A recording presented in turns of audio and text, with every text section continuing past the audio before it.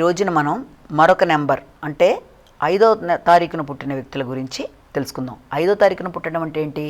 5గా ఏ నెలలోనైనా సరే 5, 14, 23 తారీఖుల్లో పుడితే వీళ్ళందరినీ కూడా బుధాధిక్యత కలిగిన వ్యక్తులుగా 5వ నెంబర్ వ్యక్తులుగా మనం అనుకుంటాం. మామూలుగా వీళ్ళ యొక్క క్యారెక్టరిస్టిక్స్ అంటే వీళ్ళ యొక్క లక్షణాలు ఎలా ఉంటాయన్న విషయాన్ని మనం ఇక్కడ తెలుసుకుంటున్నాం. అంటే ఇది జనరలైజేషన్ చేసి చెప్తున్నది కనుక అందరికీలో కొందరికి ఉండొచ్చు, కొందరికి ఎక్కువ ఉండొచ్చు. ఎలా అయినా సరే ఇది క్యారెక్టరైజేషన్లో మనం చెప్పుకుంటున్నాం. ఈ బుధాధిక్యత కలిగిన వ్యక్తుల యొక్క లక్షణాలు. వీళ్ళు చాలా హాస్యంగా ఉంటారు, వింతగా విడ్డూరంగా ఉంటారు, చిన్నపిల్లల ధోరణి అధికంగా ఉంటుంది, చక్కగా మాట్లాడుతూ అందరినీ ఆకట్టుకుంటారు. ప్రధానంగా ఏంటంటే వీళ్ళకి ఏ విషయాన్నైనా ఇట్టే గ్రహించే శక్తి అనేది చాలా అధికంగా ఉంటుంది. ఎప్పుడైనా సరే ఎవరినైనా సరే మాటలతో ఆకర్షించుకోవడం, చక్కగా మాట్లాడడం, అలాగే మనసులో ఏ రకమైన ఇది లేకుండా ప్లెయిన్గా మాట్లాడేయడం, అందరితోనూ స్నేహశీలుగా ఉండడం, అందరితో చక్కగా కలిసిపోతూ ముందుకెళ్ళిపోవడం, ఇలాంటి యొక్క ప్రత్యేకమైన లక్షణం ఒకటి వీళ్ళల్లో ఉంటుంది.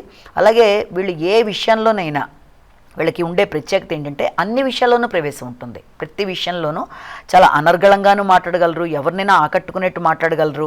అలాగే ప్రసిద్ధిగాంచిన వ్యక్తులుగా ఉంటారు. అందరినీ ఆకర్షించే తత్వం అనేది వీళ్ళకి ఎక్కువగా ఉంటుంది. ప్రజాబలం, ధనబలం రెండూ కూడా వీళ్ళకి ఎప్పుడు కూడా తోడుగా ఉంటాయి. ఎవరూ చేయలేని పనులని వీళ్ళు చక్కగా చేసి చూపించగలరు. ఇతరులకు ఎంతో టైం పట్టిన పనిని కూడా వీళ్ళు శ్రద్ధతో చాలా తొందరగా చేయడానికి చేస్తూ ముందుకు వెళ్ళిపోగలరు. చాలా చురుగ్గా ఉంటారు, అన్నిట్లోనూ వేగంగానే ఉంటారు. ఏ రకమైన నిర్ణయం తీసుకున్నా అందులో చాలా స్పీడ్ అనేది ఎక్కువగా ఉంటుంది. ఫాస్ట్గా ఆ పని చేసేయాలి. నెమ్మదిగా చేయడం అనేది వీళ్ళకి అంతగా ఉండదు. మెరుపు వేగంతో పనిచేస్తారు, పాదరసంలో జారిపోతూ ఉంటారు. ఎలాంటి విషయంలోనైనా చాలా వింతగా విడ్డూరంగా మాట్లాడుతూ అందరినీ ఆకట్టుకునే లక్షణం అనేది. అలాగే ఎప్పుడు ఉత్సాహంగా ఉంటారు, కళల్లో ఎక్కువ ప్రవేశం కూడా వీళ్ళకు ఉంటుంది. బుద్ధి సూక్ష్మత అంటే ఏదైనా సరే చాలా షార్ప్ మెమరీ, షార్ప్గా గ్రహించేస్తారు. అవతల వాళ్ళని ఇట్టే చదివేస్తారు. ఇతరులలో భావాలన్నీ కూడా వీళ్ళు చదివేయడం అనేది వీళ్ళలో ప్రత్యేక లక్షణం.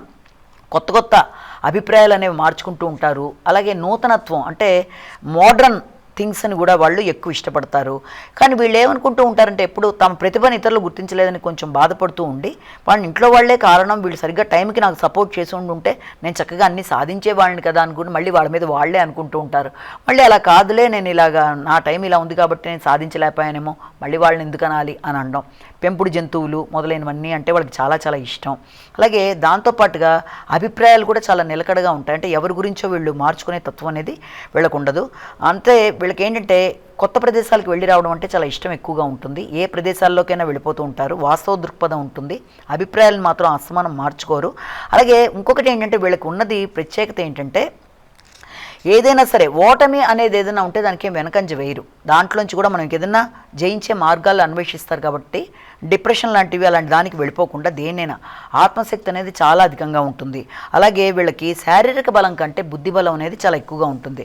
ప్రతి దాంట్లోనూ కొత్తదనం కావాలి వీళ్ళకి. అంటే ప్రతి విషయంలోనూ కొత్తదాన్ని ప్రాముఖ్యత ఇస్తారు కాబట్టి చిన్నప్పటి నుంచి అదే వాళ్ళు ఆడుకునే ఆట సామాన్లు కానీ, వస్తువులు కానీ, పుస్తకాలు కానీ, తినుబండారాలు కానీ ప్రతిరోజు ఒకే దాంట్లో కాకుండా కొత్త విధానంలో ఉండడానికి వాళ్ళు ప్రయత్నాలు చేస్తారు. పుణ్యస్థలాలు అవి చూడడం అంటే చాలా ఇష్టం. ప్రయాణాలు అంటే చాలా ఇష్టం. ముఖ్యంగా పుణ్యస్థలాలు, దేవత, భక్తి ఇలాంటివంటే వీళ్ళకి చాలా ఎక్కువ ఇష్టంగా ఉంటుంది.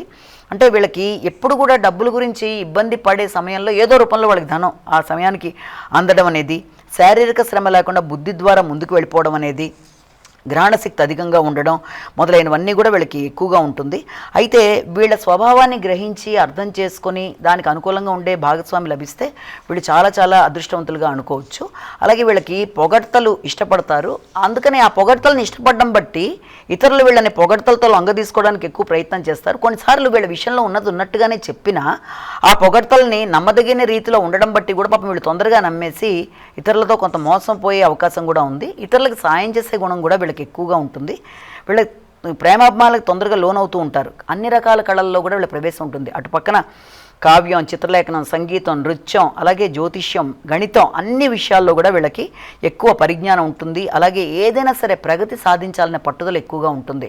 అందరికీ తల్లో నాలుకలా కలిసిపోవడం, చక్కగా విచిత్రంగా వింతగా మాట్లాడడం, ఉన్నతమైన ఆదర్శాలు కలిగి ముందుకెళ్ళడం, అలాగే వీళ్ళకి అసహనం, దుఃఖం అనేవి కూడా చాలా తొందరగా వచ్చేస్తుంటాయి. సూక్ష్మ విషయాలు వీళ్ళు గ్రహించినంత ఫాస్ట్గా ఇతరులు గ్రహించడం అనేది కష్టం. అలాగే చాలా వేగంగా ఆలోచిస్తూ ఉంటారు. ఏ విషయంలోనైనా ఎంత ఆలోచించినా పర్ఫెక్ట్ నిర్ణయాలు మాత్రం తీసుకుంటారు. అంటే ఇతరుల మీద డిపెండెన్సీ లేకుండా ముందరే ఆలోచించుకోవడం, అలాగే తమ విషయాల్లో ఇతరులు జోక్యం చేసుకోవడానికి అసలు ఇష్టపడరు. ఎందుకంటే కొంచెం వీళ్ళకి ఇండిపెండెంట్ స్పిరిట్స్ అనేవి అధికంగా ఉంటాయి, స్వేచ్ఛగా ఉంటారు కాబట్టి ఇతరులు దాంట్లో జోక్యం చేసుకోవడానికి ఇష్టపడరు. అలాగే వీళ్ళ ఇష్టాలు కానీ ఏదన్నా కానీ స్టాండర్డ్గా ఒకే రకంగా ఉండే ఎదురు మనసులో మార్పు తొందరగా వచ్చేస్తుంటుంది. ఏ వ్యవహారంలోనైనా సరే అది వాళ్ళకి రకరకాలుగా వాళ్ళ ఇష్టమైన ఎక్కువ కాలం ఉండదు, కోపమైన ఎక్కువ కాలం ఉండదు. ఇవాళ ఉన్నట్టుగానే రేపు ఉండాలని లేదు. ఇవాళ అభిమానించిన వాళ్ళని రేపటికి వాళ్ళు మళ్ళీ మార్చేసేయచ్చు. అంటే వాళ్ళ మీద ఇవాళ ఇష్టం ఉంది కదా, రేపు కూడా ఉంటుందని కదా, రేపటికల్లా వాళ్ళ మీద వీళ్ళకి అనాసక్తత రావడం, ఆ రోజు ద్వేషించడం లాగా, మర్నాడు అంటే చిన్న చిన్న వాటికి ఎక్కువ వీళ్ళు స్పందిస్తారు. కాబట్టి ఇతరులలో చిన్నపాటి తేడా కనబడ్డా వీళ్ళు మళ్ళీ వాళ్ళతో సక్రమంగా ఉండడానికి ఇష్టపడరు కనుక దానివల్ల వీళ్ళకి స్నేహ సంబంధాల్లో కొంత ఇబ్బంది అనేది ఏర్పడుతుంది.